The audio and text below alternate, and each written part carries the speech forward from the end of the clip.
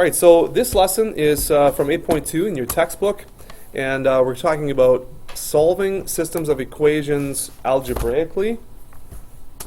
And I'm totally missing my pen. Hang on. Here it is. So yesterday we solved systems of equations. Well, first of all, we learned what they were. Then we solved systems of equations graphically, right? So you'll remember we used our graphing calculator. We found the intersection points. We interpreted that intersection point to meaning of a problem and so on. So that was graphically. Today we're talking about how to solve algebraically. And so that is just with the working out the math on your paper using those kind of methods. So this is the way 8.2 starts. Just a little bit of preview of what we're doing. So we're going to be working on modeling situations using linear and quadratic equations. We're also going to be determining the solution algebraically, as I mentioned, interpreting points of intersection, a lot of the same stuff. So this little bit I asked you to read just at the beginning of class here talks about how all of our modern algebra has come from really contributions from people all over the world, throughout the last 400, 500, 600 years, and mainly, but before that as well. This is a picture of René Descartes. And it says that he was the one that rigorously formulated a lot of the notation that we use today. And the question just here at the bottom of the paragraph is, do you recognize any of the notation that's just in this little picture here? And do you notice anything that is different? So this is a bit of a blurred zoom in, but I'm seeing letters, right, representing sides. I'm also seeing large letters representing possibly angles, and sides as well. Looks like a little proportion sign there, or maybe that's an equal sign. It looks a little different. We've definitely got some expressions there, right? We've got y plus, anyways, I can't really read that, ABC, y, or something like that. So this is, there's a square root sign there, okay? Now, this is what's of particular interest for today. I don't know if you noticed this, but there's a sum or a combining of a bunch of different rows of algebraic expressions, and there's a solution on the bottom. So we're going to be doing that today. One of the algebraic methods we're going to be using to solve these systems of equations is something called elimination, which you have learned in Foundations and Pre-Calculus 10. And the class before this, and so we're going to revisit that a little bit and get some more practice there. So it's going to be elimination and substitution. Okay. So the basic premise of this lesson is not to, it's something we talked about in the previous lesson, but substitution. Okay, there's substitution. It's discussed in example 1, and elimination. Now I'm going to do some examples with you. So we'll do this together. I'm going to start with example 2 here, though. So in this example, Glenn loves puzzles. He loves to challenge himself. He's on a website that offers interactive puzzles, but the puzzle makers present him with the following problem in order to determine the code that enters their site. So let's just zoom over to the notes here. I do have this in the notes now. Let's work through this little problem. So what it says is this. Okay, it says determine two integers, so that's two positive or negative whole numbers, such that the sum of the smaller number and twice the larger number is 46. So, frozen? There we go, sorry. So what we have to do is we have to create some kind of equation. Remember, this is a system of linear equations or quadratic equations. So we have to create some kind of equation that mirrors the information in the problem. So A says write a system of equations, and it says we're looking for two integers. So let's let y equal integer 1, okay, integer number 1, and x can be integer number 2, okay. So we're going to use x and y to represent these integers. And here's the equation part. The sum of the smaller, so let's make x the smaller, I guess. So the smaller plus twice the larger, so that's 2y, is 46, or equals 46. Okay, so there's our first equation in this problem here. Now it says also, so we're going to look at the second part here, when the square of the smaller number, okay, so that's x squared, is decreased by 3 times the larger, the result is 93. So that's the information that we're going to be able to use to make our second equation. So the square of the smaller number is decreased by, so we've got x squared, is decreased by 3 times the larger number. And that's going to be equal to a result of 93. All right? So, looks like this is what we have for our two equations. Now you want to go back and double check that, so let's do that real quick. Sum of the smaller and twice the larger is 46. Okay, that's the first one. Good. The square of the smaller, again the smaller is x squared, is decreased by 3 times the larger. The result is 93. Okay, so it looks like we've got our two equations. One's linear, this is going to be a straight line here, and one's going to be a quadratic. Okay, so we have to solve. Okay, so the first, one of the methods is substitution, and this one actually might be the easiest, and the one you might default to. So substitution means that we're going to use one of the equations to solve for one of the variables, all right? And we're going to substitute what that variable equals into the other equation. So really, this is a way of combining the equations. Really, that's what we want to do in this section. Solving algebraically, we want to somehow combine the equations into one equation. And so substitution is going to allow us to do that. So the first one here, if I want to solve, listen, I can solve for x here. That looks pretty easy. All I have to do is subtract 2y from both sides, right? So over here, x equals 46 minus 2y. Now that's one thing we could do. We could also solve for y. Doesn't really matter which one we choose. So this equation has now turned into this one. So these are the two equations I'm now working with. So what I want you to see in substitution is, if we know what x equals over here, I can use that to now replace or substitute into the second equation for the x.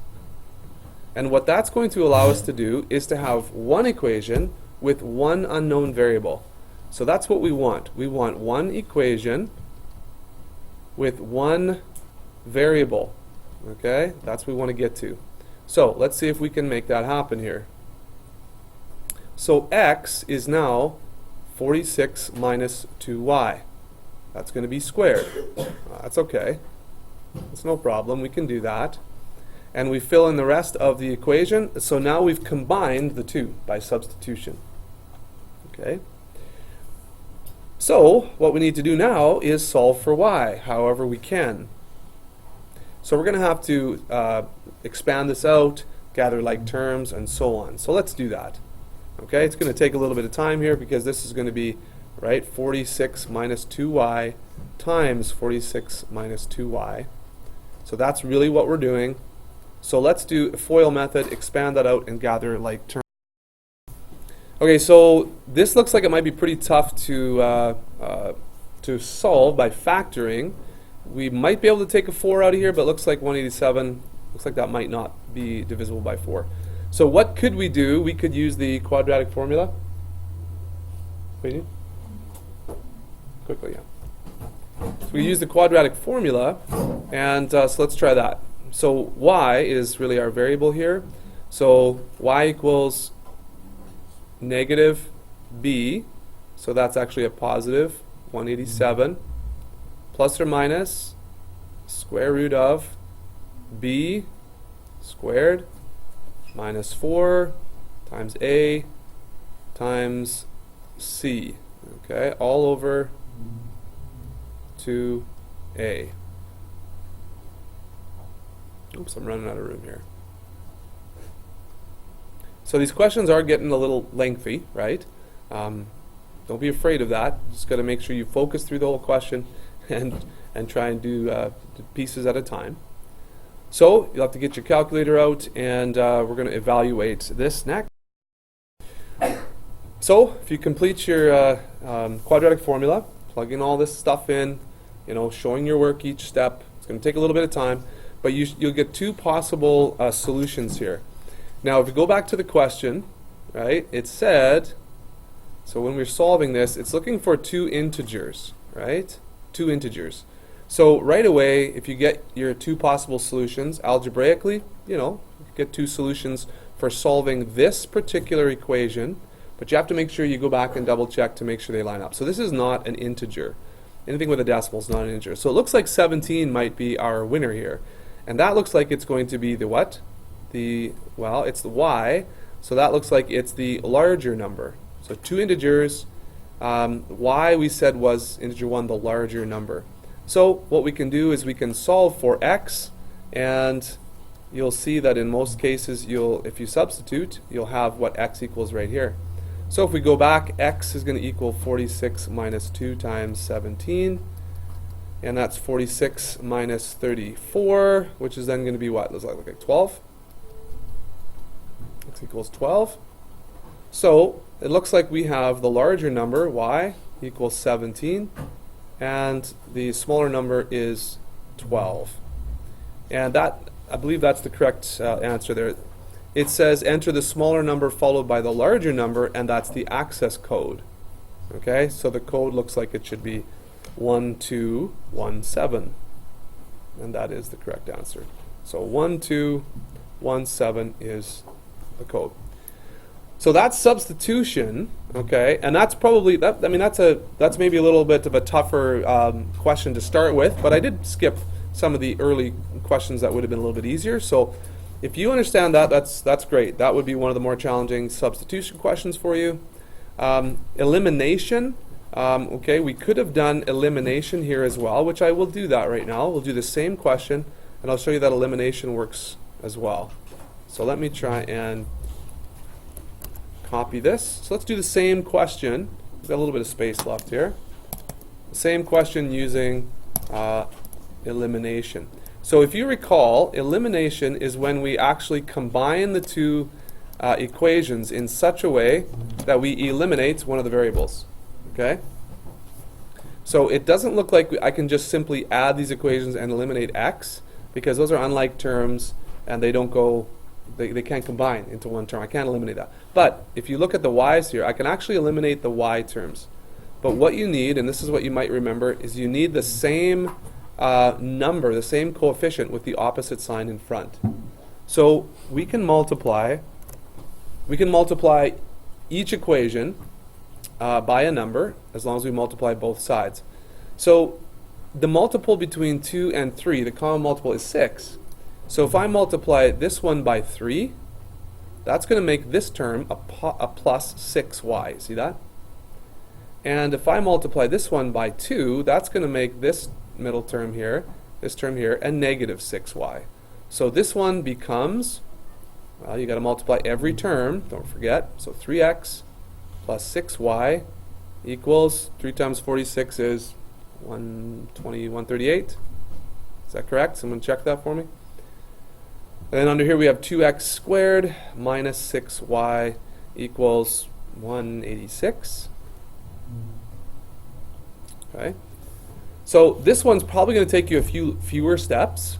So it depends. Sometimes it's elimination is the quicker one, but they both should work. So if I add these up now, and again, this might look like that original picture of René Descartes, his work there, where they were adding up equations, right? So if we do that, what do we get? I get, well, these are unlike terms, so I can't combine them into one, but that's going to be 2x squared plus 3x. These are going to cancel each other out, aren't they? And so they're going to be 0y. So they're going to be like they're gone.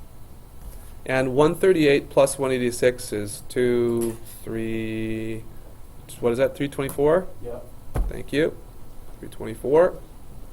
All right. So there we have a quadratic again. We have a quadratic, but we know how to deal with that as well. So this would be your quadratic, and you could solve that the same way, and you will get, I think for that one, you'll get x equals, if you use your quadratic formula, x equals negative 13.5, or you'll get x equals 12. And remember, x was our smaller number, so 12 is correct for the smaller number, and then you can figure out that the larger one was 17, the same way as we did before. Okay? So that's the two examples. of substitution and elimination. If you don't remember that from Foundations 10, okay, you're going to need to do some work on that. Now, I have videos from Foundations 10 where I go through those and do lots of examples and explain that. If you need to watch that video again, those videos again, you can certainly do that. All right? Now, just look at, okay, I'm going to skip the word problem here, okay, just for the sake of time, and because we did a lot of work on that first example, and I think that was really good. So I'm going to skip this example. It is an example in your text if you want to look at that as well. But let's just get some more practice. Here with this type of question. So this is example 4. Please write this down in your notes. Example 4. Write these two equations down in your notes, and let's work through these. All right, so let's take a look at this problem right here. It says solve the following system of equations. Now these are two quadratics because I see x squared in both of them. So you don't really know when it's written like this. Maybe it's a little tough to tell whether it faces up or down, or we can figure that out pretty easily. It looks like both of these kind of are opening down, but it doesn't matter. The graphs don't really matter. There could be, remember, 0 solutions, there could be 1 solution, or there could be 2 solutions, or technically, because they're both quadratics, we could have 2 parabolas that are exactly the same. If they're the exact same, then we're going to have infinite number of solutions. So if there's 0 solutions, when you do this algebra stuff, you're going to run into things like, well, if you have one equation and you do the quadratic formula, the discriminant underneath the radical there, that will be negative. If you have a negative underneath the radical sign, you know something is wrong, and that means that there's no solution. Okay? So that's one of the things that you'll run into. Other things you might run into, if you have real issues algebraically, it might mean there's no solution. Okay? So with this one here, substitution would work, of course. You could solve for one of the variables and substitute like we did. But this one here, for some of these, elimination might be your best way to go. That's going to be the way that you can eliminate a variable. And if you notice, we have a 1y term in each equation. So I could add these equations up and get rid of the y altogether. Then I'm just left with x. So that's the way we probably should go with this one. But what we need is we need the same number but opposite signs. So these are the same number and the same signs on the y term. So you're simply going to multiply one of them by -1. Doesn't matter which one. So this new one is going to be negative 3x squared plus x plus y plus 2 equals 0. And I'll rewrite the other one just so they're right underneath each other. Now, the equal sign also should match up as well. So watch this. In order to make this so you don't make any mistakes, you should line up all of the common terms if you can. So notice how this 4 over here is on the right side of the equal sign, this 2 is on the left side. You cannot just add a +2 and a +4. You have to have the equal signs even have to line up. So what I'm going to do is, watch this. I'm going to bring this +4 to the other side, and I'm going to make this equal to 0, just like the other one. So it's going to be a -4 equals 0. Okay? So I'm going to take this 4 and bring it over to the other side as a -4. Okay, any questions about that? So now I double check here and I look and I have a positive y and a negative y that I'm going to be adding, so that is excellent. So let's go ahead and add all those up. So like terms, negative 3x squared plus 6x squared is going to be positive 3x squared. X plus 4x is 5x. The y's are going to be gone. There's 0y, so you don't have to write them. It's just not even there anymore. 2 minus 4 is -2 equals 0. Okay?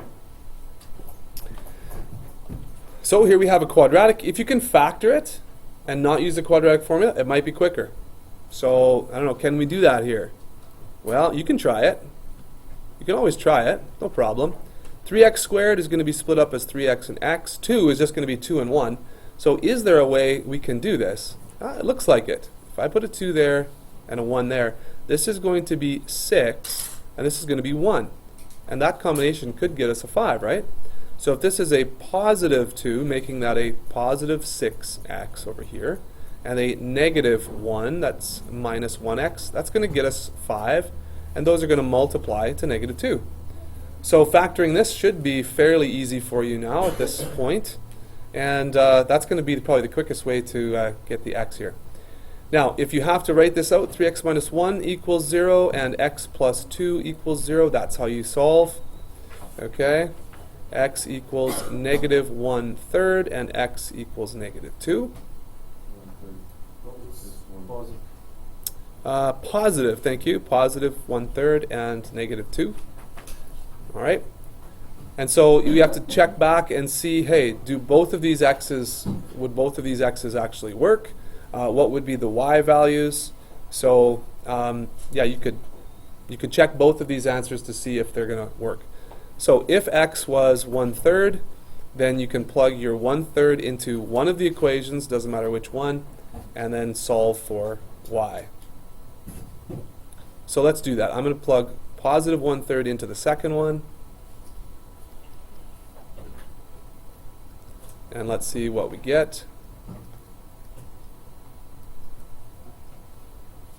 Okay, so this is going to be 6 over 9 plus 4 over 3. I'm going to bring that 4 over, bring the y over to the other side, and now we'll just add all these up and see what we get. Let's make all these over 9. So I'm going to times 3 here, times 3 here. It's going to be 6 over 9 plus 12 over 9. That's a 4 over 1, so let's multiply this by 9. 6 over 9. 6 and 12 is 18, minus 36 is negative 18 over 9, which is negative 2. So I've got x equals 1/3 and y equals negative 2. That looks like it's possible one combination. And the second combination here, plugging x equals negative 2 in, well, actually, do you notice this? If x equals negative 2, let's go ahead and do it. So 6 times negative 2 squared plus 4 times negative 2. Again, I'm looking at this second equation here, plugging things in. Minus 4 equals y. That's 6 times 4 minus 8 minus 4 equals y. That's 24 minus 8 minus 4 equals y. And so that's 24 minus 12, y equals 12. So we've got x equals negative 2 and y equals 12, and x equals 1/3 and y equals negative 2. Now, to verify the solution, obviously we could plug each of these points into both equations and make sure that that's true. If you want, I would be okay with you verifying by graphing. Okay? So you could graph each of these and see if these points check out. All right? So I'm going to skip over to the textbook here and just show you what they did. All right? So let's skip down to this equation here, or this, there we go. Example number 4. So let's see, what do they get? Negative 2 and 12 and 1/3 and negative 2. That looks like the same solutions we got. And yeah, they substituted each in. The left side equals the right side, and they verified that way. So if you want, you can substitute the variables in, make sure that it works for both equations, or you could graph. Okay, you could do the graph and verify that way. Okay, any questions? I just did one method on that one. Usually you don't have to do the two methods, you could just pick one. Okay, so it gets a little long. So for that lesson, I think you've got the basics there. There are other examples I'd like you to look through at some point if you need to. But why don't you take a moment and read through the key examples in the text, and I'll get together your assignment.